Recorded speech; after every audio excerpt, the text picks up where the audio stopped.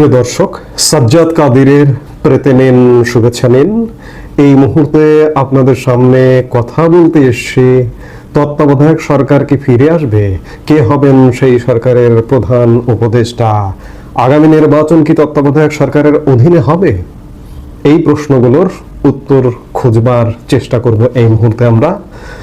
এই মুহূর্তে তত্ত্বাবধায়ক সরকারের আলোচনাটা বেশ খানিকটা কোর্টের বারান্দায় যেমন আলোচনা হয় ঠিক তেমনি বাইরেও আলোচনা হয়।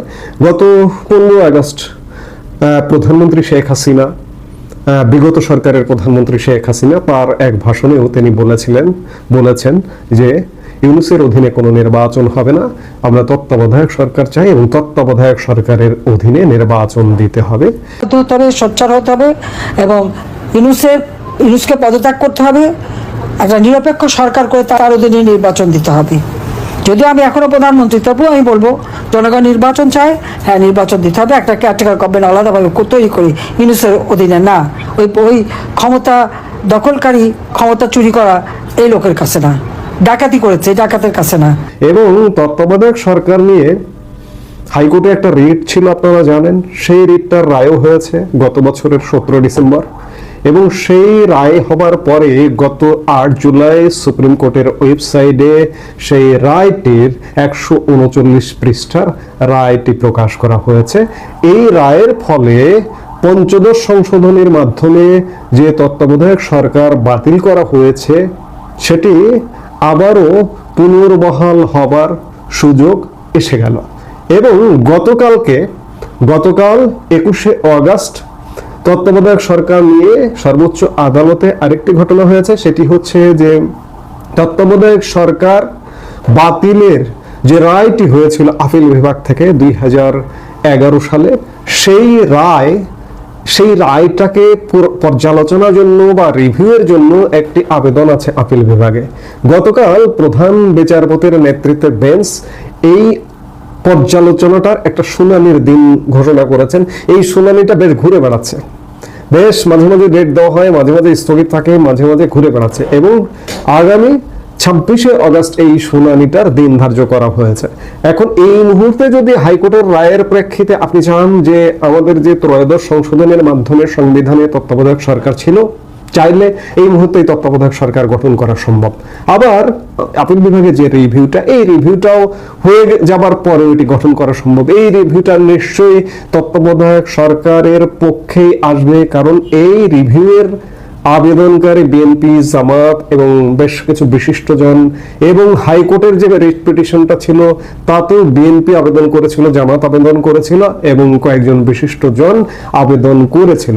সোজা কথা যদি বলি যে এই মুহূর্তে তত্ত্বাবধায়ক সরকার আসতে আসলে কোনো বাধা নেই। আগামী নির্বাচন ইউনূসের অধীনে হবে না, হয়তো ডক্টর ইউনূস নিজেও মনে করেন যে আমি নির্বাচন করে চলে যাব, কিংবা বর্তমানে যে বিদ্যমান রাজনৈতিক দলগুলো বাংলাদেশে কার্যরত আছে তারাও মনে করে যে ইউনূসের অধীনে একটা সাজানো গোছানো নির্বাচন হয়ে আমরা ক্ষমতায় যাব। কিন্তু আলটিমেটলি সেই ঘটনা ঘটবে না, আলটিমেটলি তত্ত্বাবধায়ক সরকারই আসবে। কিন্তু এই মুহূর্তে যদি তত্ত্বাবধায়ক সরকার আসে তাহলে কি ঘটবে? এই মুহূর্তে যদি তত্ত্বাবধায়ক সরকার আসে তাহলে যেটি ঘটবে সেটিকেও এখনকার ব্যবস্থা, এখনকার ইউনূস সরকার এবং ইউনূস সরকারের সহযোগী যে রাজনৈতিক দলগুলো আছে, যাদেরকে ফ্যাসিবাদ বিরোধী জোট বলা হয়, সেই ফ্যাসিবাদ বিরোধী জোটের রাজনৈতিক দলগুলো কি মানবে যিনি প্রধান উপদেষ্টা হবেন? এখনকার বিচারে যদি তত্ত্বাবধায়ক সরকার প্রধান উপদেষ্টা হয় তাহলে তাদেরকে কি মানবেন? তত্ত্বাবধায়ক সরকারের প্রধান উপদেষ্টা হবার আমাদের ত্রয়োদশ সংশোধনীতে 5টি উপায় ছিল। 5টি উপায়ের নাম্বার 1 উপায় হচ্ছে প্রধান বিচারপতি, সর্বশেষ যিনি প্রধান বিচারপতি অবসর নিয়েছেন তিনি হবেন। কিন্তু এই মুহূর্তে যদি সর্বশেষ প্রধান বিচারপতিকে গুনতে হয় তাহলে বিচারপতি ওবায়দুল হাসান হবেন। তিনি যদি রাজি না হন, অস্বীকৃতি জানান, তাহলে তার পূর্বে যিনি সর্বশেষ অবসর নিয়েছেন তিনি হচ্ছেন বিচারপতি হাসান ফয়েজ সিদ্দিকী, তিনি হবেন।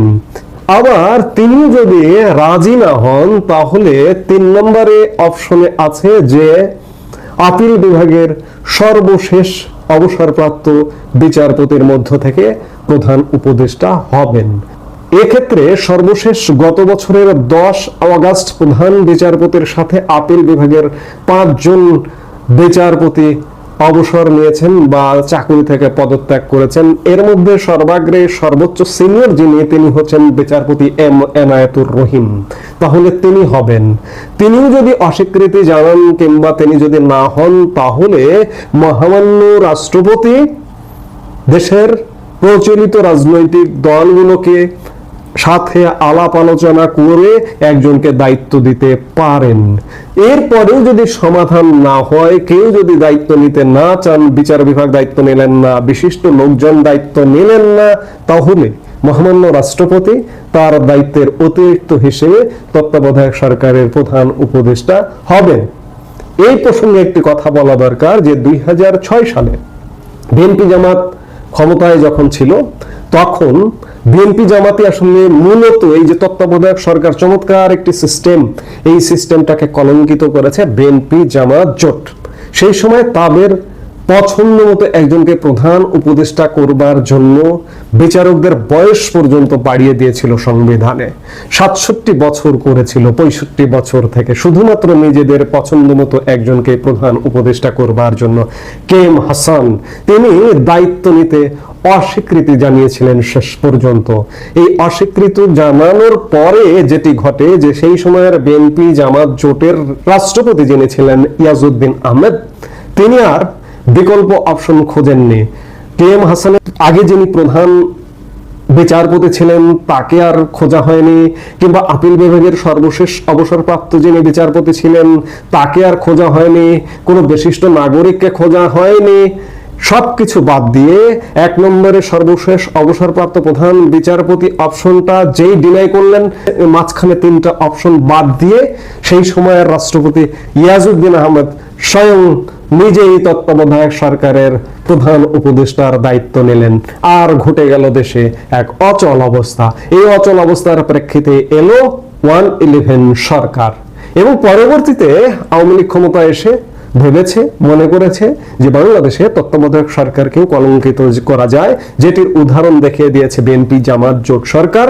যার দরুন প্রথমে একটি আদালতে মামলা হয়েছিল, আদালতের রায়ের প্রেক্ষিতে তত্ত্বাবধায়ক সরকার ব্যবস্থা বাতিল হয়েছিল, এবং সংসদে ৫৫ সংশোধনের মাধ্যমে তত্ত্বাবধায়ক সরকার ব্যবস্থা বাতিল করা হয়েছিল। এখন প্রশ্ন হচ্ছে যে এই যে এখনকার অবস্থায় যাদের কথা বললাম, যারা তত্ত্বাবধায়ক সরকারের প্রধান উপদেষ্টা হতে পারেন, তাদেরকে কি এখনকার ফ্যাসিবাদ বিরোধী জোট মেনে নেবে? নিশ্চয়ই মেনে নেবে না। ইউনূস সরকারের সঙ্গে যারা আছেন তারা কি মেনে নেবেন? নিশ্চয়ই মেনে নেবে না। তাহলে এখন কিসের অপেক্ষা হচ্ছে? কি কারণে? এই যে ধরুন হাইকোর্টের রায় ইতিমধ্যে হয়ে গেছে, আপিল বিভাগের রিভিউটা হবে, তাহলে কি আবারও সেই 2006 সালের দিকে বিএনপি কিংবা অন্যান্য যে ফ্যাসিবাদ বিরোধী জোট তারা অপেক্ষা করে আছে সেই দিনটার অপেক্ষায়? এর মধ্যে আরেকটি ঘটনা ঘটবে আগামী ডিসেম্বর মাসে। 27শে ডিসেম্বর বর্তমান প্রধান বিচারপতি সৈয়দ রেফাত আহমেদের শেষ কর্মদিবস। বিএনপি এবং এখনকার যে ফ্যাসিবাদ বিরোধী জোট তারা কি ডিসেম্বর পর্যন্ত অপেক্ষা করবেন? যে ডিসেম্বর পর্যন্ত অপেক্ষা করে সর্বশেষ অবসরপ্রাপ্ত প্রধান বিচারপতি সৈয়দ রেফাত আহমেদকে প্রধান উপদেষ্টা করে তারা একটি সরকার গঠন করে, এবং সেই নির্বাচনকালীন সরকারের অধীনে নির্বাচনের অপেক্ষা কি চলছে? এমনটা কি হতে পারে? এমনটা হবারও পরিকল্পনা হয়তো কারো কারো ভেতরে আছে, কারো কারো মনে মনে আছে। তবে আমার যতদূর ধারণা, সৈয়দ রেফাত আহমেদ হয়তো শেষ পর্যন্ত এই দায়িত্বে আসবেন না। আবারও সেই 2006 সালের মতো এমন একটি ঘটনা ঘটবে, 111। আমরা জানি না যে 111টা ঠিক একই সময়, ঠিক ওই রকম সময় সেই 2007 সালে, যে 6-7 সালে যে ঘটনাটি ঘটেছিল, জানুয়ারি মাসে ঘটেছিল, ঠিক এই জানুয়ারি মাসের মধ্যে কি আর একটা 111-এর কিংবা সাউন্ড পাওয়া যাচ্ছে, কিংবা এর আগে কি ঘটবে? এরকম নানা প্রশ্ন মানুষের মনে আছে। এখন দেখার বিষয় যে আসলে কি ঘটে। আলটিমেটলি যেটি বলবার সেটি হচ্ছে যে ডক্টর মোহাম্মদ ইউনূসের অধীনে নির্বাচন, ত্রয়োদশ জাতীয় সংসদ নির্বাচন আসলে হবে না। হয় একটা তত্ত্বাবধায়ক সরকার ব্যবস্থা আসতে হবে, এখন যারা আছেন যাদের আসার কথা সিরিয়াল অনুযায়ী হয় তাদের দিয়ে আসতে হবে, তাদেরকে দিয়ে আসতে হবে। আমি যতই বলি না কেন, এখনকার ফ্যাসিবাদ বিরোধী জোট কিংবা ডক্টর ইউনূসের সরকার এখন যারা আসার সম্ভাবনা আছে সংবিধান অনুযায়ী তাদেরকে মানবেন না খুব স্বাভাবিকভাবে। কেন মানবেন না? না, তাদেরকে অনেককে পদত্যাগ করতে বাধ্য করা হয়েছে, কাজে তাদেরকে নিশ্চয়ই মানবেন না। হয়তো শেষ অপেক্ষাটা আছে সৈয়দ রিফাত আহমেদ বর্তমান প্রধান বিচারপতির জন্য, সেই অপেক্ষার অবসান ঘটিয়ে যেতে হবে। সৈয়দ রিফাত আহমেদ দায়িত্বে আসবেন কিনা সে ব্যাপারে বিলিয়ন ডলারের প্রশ্ন আছে। সেই জায়গা থেকে আবারও একটি 1/11 ঘটবার খুব বেশি সম্ভাবনা আছে, অর্থাৎ তত্ত্বাবধায়ক সরকারটি আমাদের কাছে খানিকটা অধরায় থেকে যাবে, অধরায় থেকে গেল। 2006 সালে যেমন তত্ত্বাবধায়ক সরকারকে ব্যর্থ করে দিয়েছিল বিএনপি জামাত জোট সরকার, ঠিক তেমনি কোর্টের রায়ের প্রেক্ষিতে, যখন হাইকোর্টের রায়ের প্রেক্ষিতে তত্ত্বাবধায়ক সরকার আসবে করছে, কিংবা আপিল বিভাগের রিভিউয়ের রায়টাও এর মধ্যে যদি হয়ে যায় তত্ত্বাবধায়ক সরকার আসবে করছে, এই অবস্থায় আবারও তত্ত্বাবধায়ক সরকারকে সেই 2006-এর বিএনপি জামাত জোট সরকার, তারা ক্ষমতায় ছিল ইমিডিয়েট, আজকে ক্ষমতায় তারা নেই সরাসরি, আবার নেপথ্যে আছে। এই নেপথ্যে থেকে আবারও সেই তত্ত্বাবধায়ক সরকারটিকে কলঙ্কিত করবারই একটা প্রচেষ্টা যে হবে সামনে, সে ব্যাপারে কোনো সন্দেহ নেই। এবং এই প্রচেষ্টা থেকেই 1/11 একটা মাস্ট আসবে।